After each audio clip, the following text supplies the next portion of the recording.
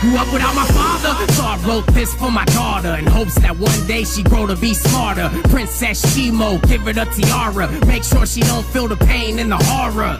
Don't wanna see tears in them damn eyes, cause daddy got something for the bad guys, never too far. I'm always on standby, ready to ride, and you gon' win by a landslide. Flesh of my flesh, blood of my blood, you gon' have a good life. I was drugged through the mud.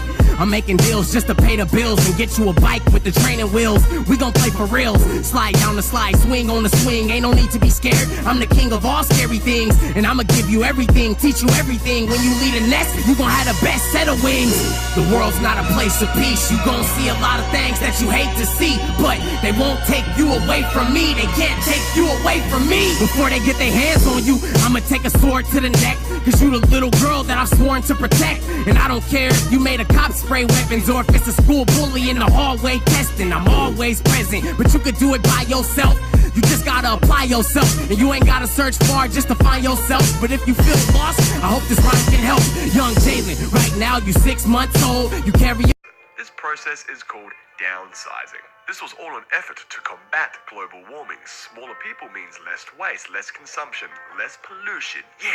Several years later, a bunch of little communities had been established, which are more or less like biodomes that shield the little peeps from the harsh sun and bugs and things that might wreck a shrunken person's day, like cats, rats, birds, and so on. These miniaturized communities are just like our normal world, except much more clean and safe. See, one of the benefits of being small is that everything is cheaper to make, like homes and smart cars and electronics. Like, imagine how expensive it would be to have a giant mansion that can rotate, or to dig an Olympic-sized swimming pool, and so on. Which, relatively to the mini people, it's a lot cheaper. So if you have quite a bit of savings, once shrunk, it will translate into a significant fortune, relatively. Think of it like buying a doll's house, a few $100. Now imagine if you shrunk down and lived in that doll's house. That's kind of what's going on here. Not to mention food, medicine, and all the other things as well. This basically means that your average middle-class citizen could shrink and live out the rest of their lives as millionaires. Relatively, of course. We get introduced to our lead, Paul, played by Matt Damon, and his wife, who are struggling to get by and are fed up with their mundane life, so they decide to downsize. But at the last minute, Paul's wife chickens out and bails on Paul. But it's too late for Paul, cause he's already shrunk.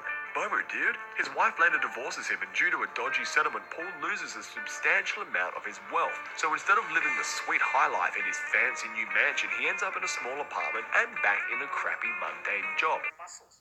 Guarantee you, that whole thing is muscle. Bark, the veins.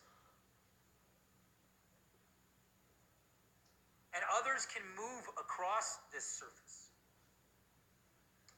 So anything that's saying, okay, this amount, and you've never been anywhere, and it's a picture on top of it, a painting, and look how they react. They don't even know how to defend their painting, because in the end, I've stripped them of